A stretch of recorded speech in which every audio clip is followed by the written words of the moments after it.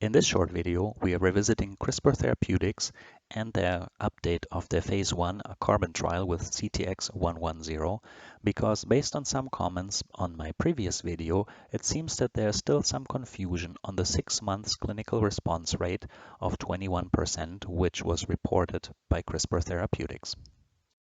Although I have a PhD in biomedical engineering and over 15 years of working experience in the healthcare industry, I do not intend to give you investment advice. Please consider your own risk profile before making any investments and research your investments wisely.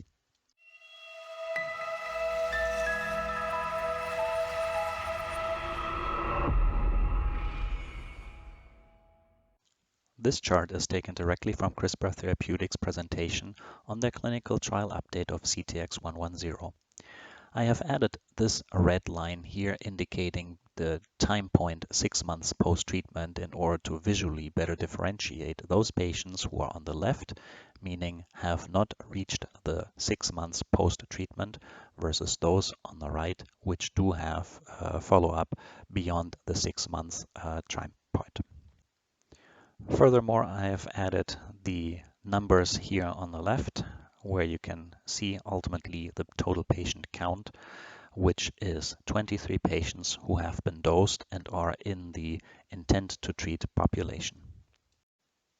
So now if we start counting, there are several patients who have passed away due to the progression of their disease.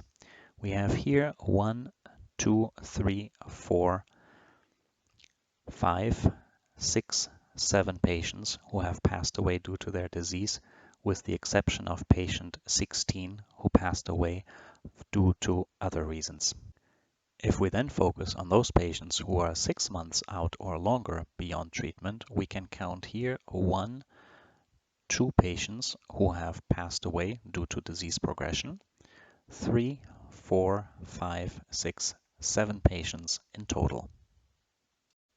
So if we plug those numbers into Excel, we see 23 patients overall treated.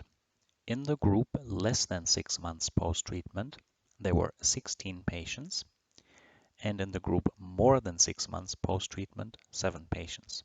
This amounts to roughly a split 70%, 30% respectively for the two treatment groups.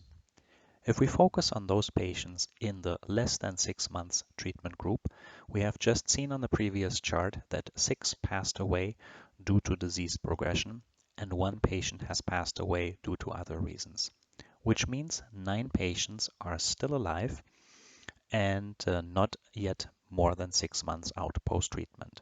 So for the time point 6 months, we cannot say anything about these patients yet. In the group more than 6 months out post-treatment, there were 7 patients in total, 2 of which, as we have seen on the previous slide from Crispr Therapeutics, have passed away due to disease progression. And that means there are 5 patients who are still alive and out 6 months post-treatment.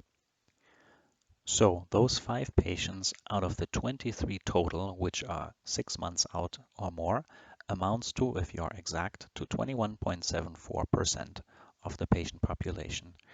And this is what seems that Crispr Therapeutics have rounded down to the 21% that they report in their press release as well as in their presentation.